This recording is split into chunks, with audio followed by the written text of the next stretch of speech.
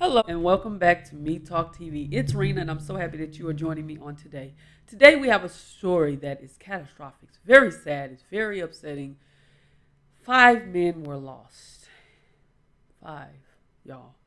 And so I've been following this story ever since Monday. I've been following this story.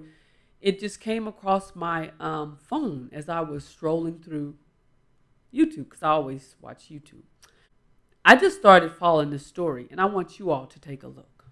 Conversation right now, Dr. Salmer Cagliano with Campbell University, who's been guiding us through this story throughout the course of the week, and he joins me now. Thanks so much for being with us yet again. I know we talked to you earlier this afternoon. We wanted to get you, though, here in prime time because, and Sal, there's this story that's breaking right now in the Wall Street Journal. I want to put up the headline here, and this is what they are reporting. A top-secret U.S. Navy detection system designed to spot enemy submarines first heard the Titan Submersible implosion days ago. So from your expertise and experience, were they involved at all with the search effort? And if not, why not?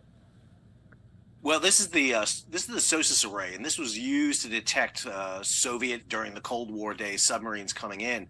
It's an array of listening devices on the ocean floor, and what makes the SOSUS array really unique is that it can hear at those really deep levels, and more importantly, because there's multiple arrays, they can actually triangulate in. So they should have been able to determine a approximate position of where that explosion took place. It really depends on where the arrays are located. And this area here is a tough one to get into because you're coming up against the continental shelf. But again, they would not exactly know what that explosion was. What they would have detected is a noise. And again, not exactly clear if it's an implosion noise or just a noise in general. I think going back through, they were able to seed through the data and figure out, okay, this is an anomalous noise. Now we need to go investigate it. Yeah, because according to the Wall Street Journal report, it says shortly after the submersible's disappearance Sunday, the U.S. system detected what it suspected was the sound of an implosion near the debris site discovered Thursday. I want to get to the news when we woke up this morning that some debris had been found. When you heard that news, what went through your mind? To me, because we heard from Coast Guard officials, they found it about 1,600 feet from the Titanic wreck site itself. That's about 5 football fields in length. That's pretty close if you want to kind of parse through, how close that was or how not close that was. So to me, I was kind of thinking, what took them so long if it was that close to the Titanic wreck site of finding some debris at all? Sure. I mean, so to put this into context, 1,600 feet, twice the length of Titanic. The reason it took them this long is they had to do this search with an ROV, which is only, depending on the visibility down there, maybe a few meters. So again, imagine, searching through several football fields, and the only thing you can look at is maybe a yard in front of you and a yard to each side, and you just have to go up and down and cover that entire area. And probably once they got those ROVs on site, they went down to Titanic itself because they knew that's where Titan was going, and probably worked out a search grid to cover the area around Titanic, working their way out. And that's where they found it. The bow section where they were found, it's free of debris. Most of the debris came after the vessel. So that was a pretty flat, clear area. And so any objects that were on the surface of the ocean would be found, pretty clearly once they see it. And this debris also wouldn't have a lot of that growth and marine life and sand on it that you see right there.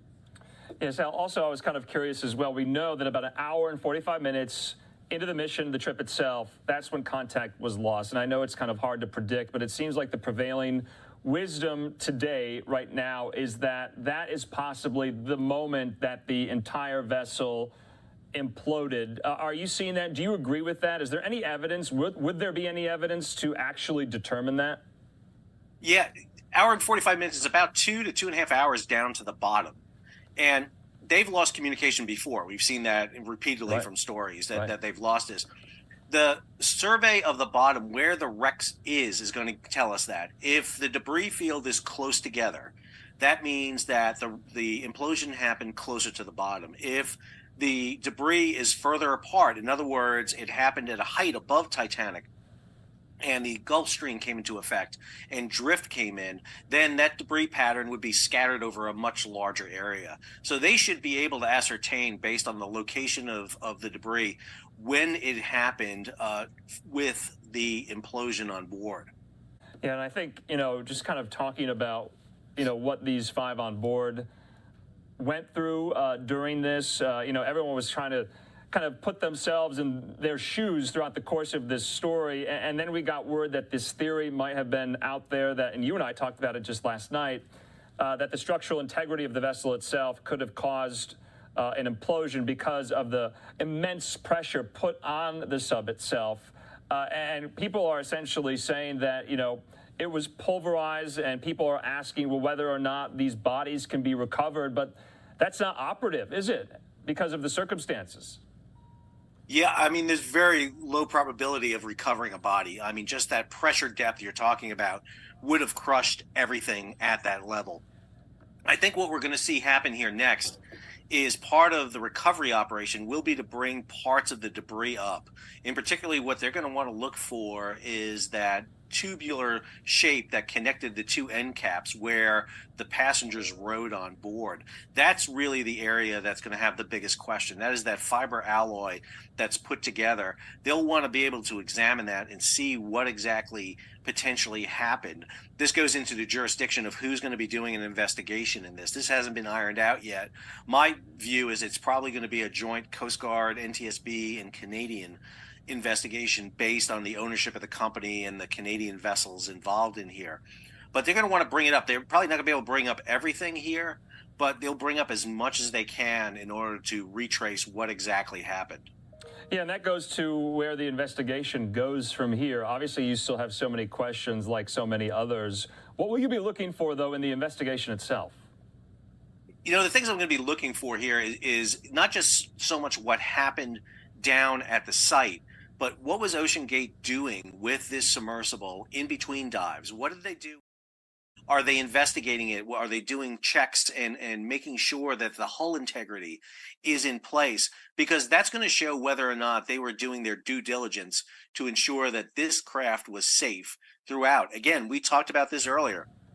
The reason, they decided to do away with a classification society, and what a classification society would have required is periodic checks, inspections to ensure that this submersible was maintaining its integrity after not just an initial dive, but every dive it went on.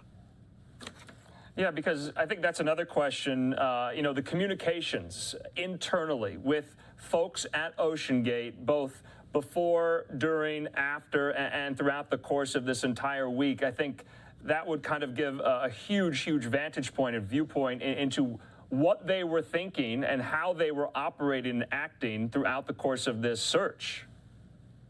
Yeah, because I do think there are decisions made in the construction of this submersible. Again, a lot of things we talked about, redundant communication systems, an emergency beacon of some kind, that eats up power and eats up weight. And the only way you can lose weight on this submersible is by booting somebody off of it.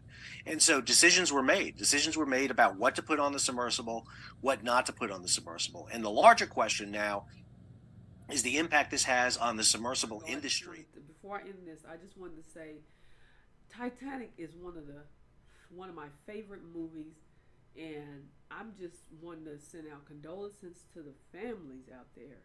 Condolences to you all. News lines that the young son did not want to go. He went with his father, but he did not want to go. Thanks to you all, and I will see you in the next segment of Me Talk TV. Blessings.